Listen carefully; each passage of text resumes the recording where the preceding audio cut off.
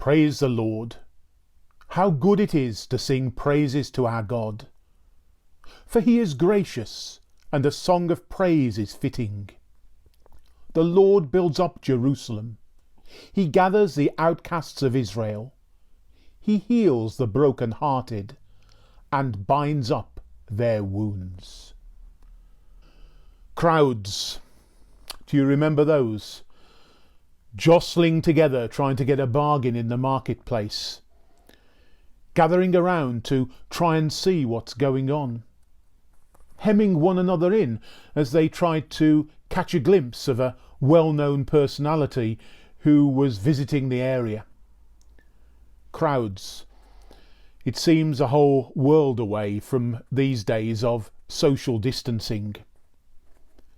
Welcome to today's reflection, and during this reflection we'll hear of Jesus dealing with crowds that had gathered to see who he was, what he was up to, and to get to know him more.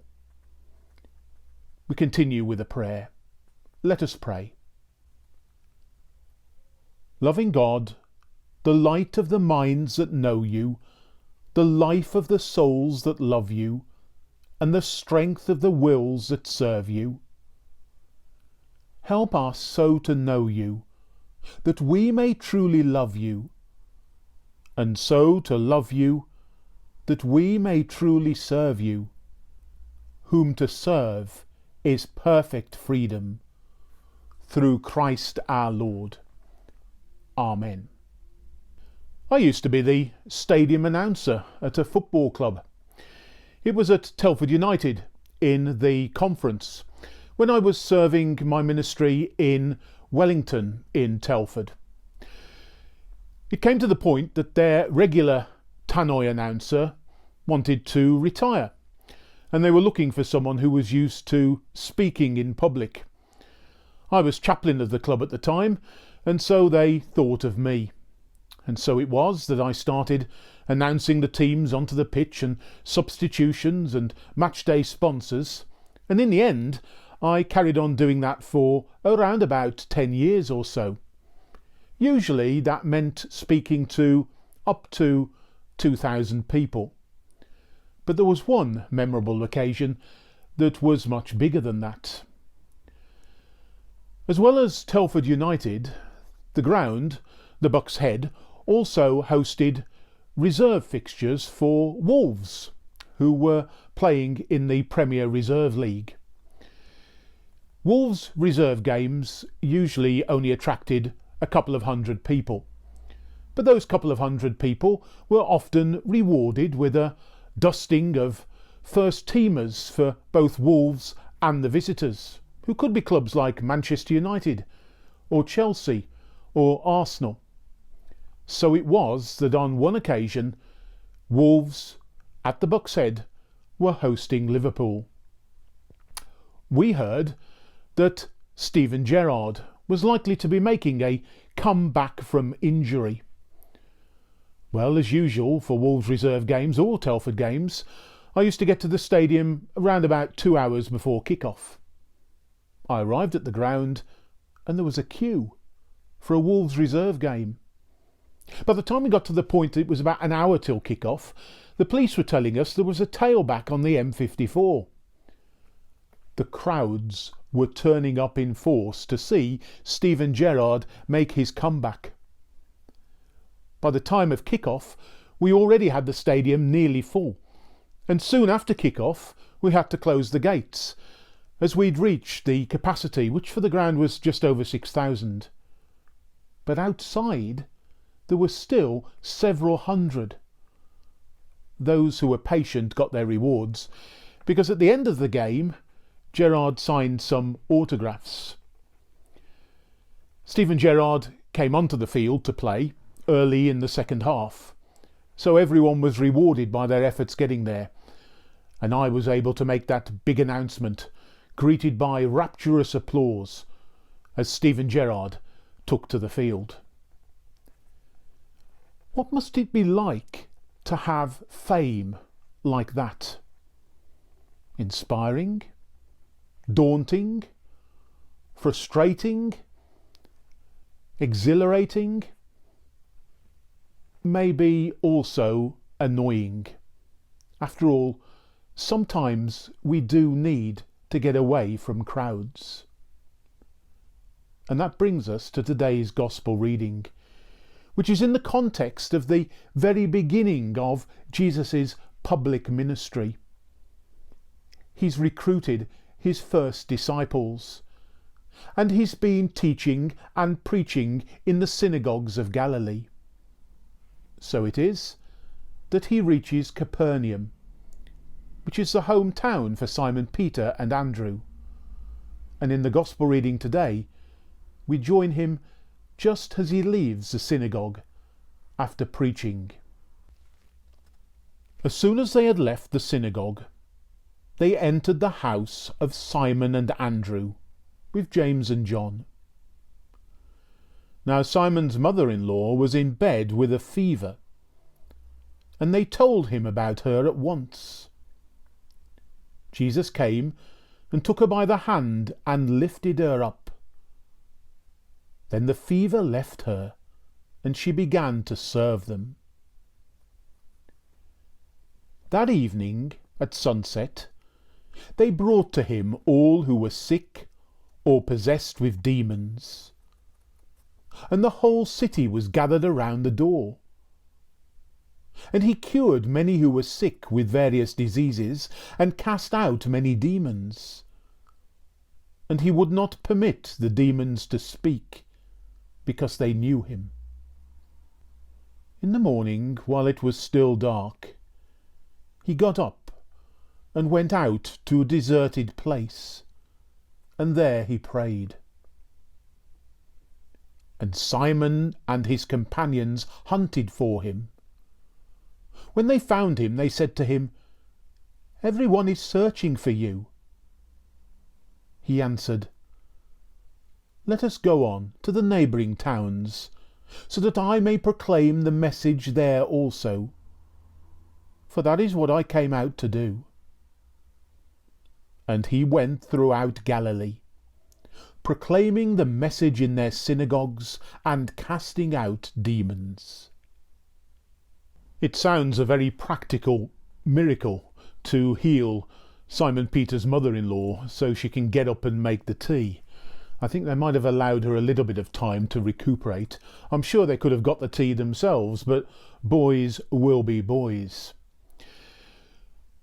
After tea, the word has soon got out into the town, and people are gathering to see who Jesus is. They want to know him more.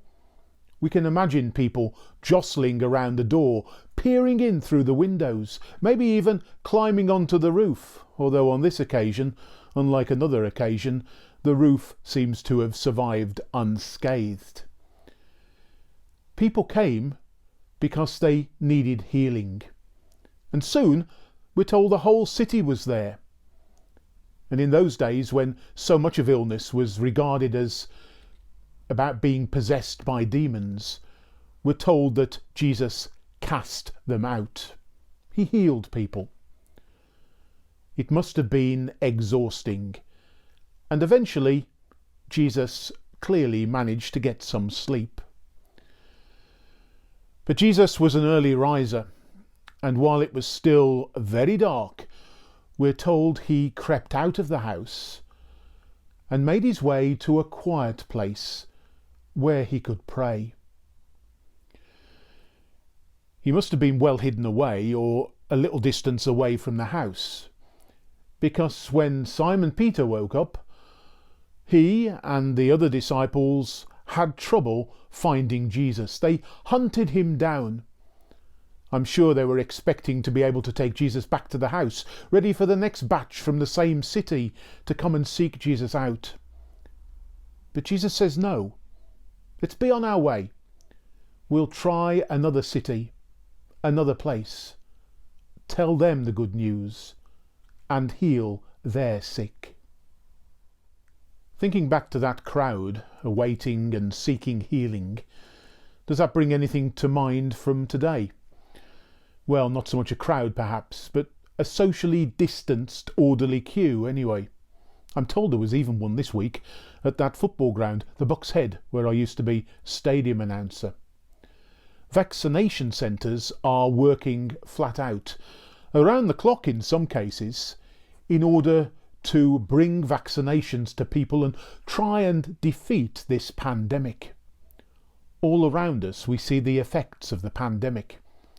Society, community as a whole, is broken in so many ways. It seems to be just limping on. But there is hope. I'm going to read now from the book of the prophet Isaiah, who speaks of hope, of strength, of rebuilding, and of healing. Have you not known? Have you not heard? The Lord is an everlasting God, creator of the ends of the earth. He does not faint or grow weary. His understanding is unsearchable. He gives power to the faint and strengthens the powerless. Even youths will faint and be weary, and the young will fall exhausted. But those who wait for the Lord shall renew their strength. They shall mount up with wings like eagles. They shall run and not be weary.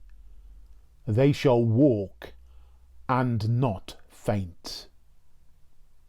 The writer of Isaiah was addressing a group of people who had seen society fall apart around them. To them, he wrote those words that are still appropriate for us today. People are weary of this pandemic, particularly, of course, those who are working to bring relief and healing and to care for those who are sick. Those words from Isaiah hopefully bring some hope and reassurance when they speak of healing and rebuilding. In all of the business of life, it's important to keep some degree of balance. And in the Gospel reading today, we saw Jesus performing a little bit of a balancing act. He was using Scripture to reassure others, and I'm sure to reassure himself as well. He was also working to bring healing and to rebuild individuals and community. And he was also finding time to be alone and to pray. All of those things are important. Being inspired by the Word, making our contribution to wider society, and finding places and time to pray. One other thing in that Gospel reading, that healing of Simon Peter's mother-in-law, seemingly just so she could make the tea. But maybe it's a mini parable, in that her healing was able to restore some degree of normality, of life to that particular household. In the same way, as Jesus heals other people, it's symbolic of the wider healing of society. The household of Simon Peter's mother-in-law represents the whole household of God, where healing is needed. I just hope that Jesus and the disciples offered to do the washing up. Let us pray. God our Father, whose word has come among us, may the light of faith kindled in our hearts shine in our words and deeds, through him who is Christ the Lord, who is alive and reigns with you in the unity of the Holy Spirit, one God, now and forever. Amen. Thank you for being part of the reflection today, and as always, that written version is there on the resource site. Until next week, take care, stay safe, and remember that in all of this, God is with us.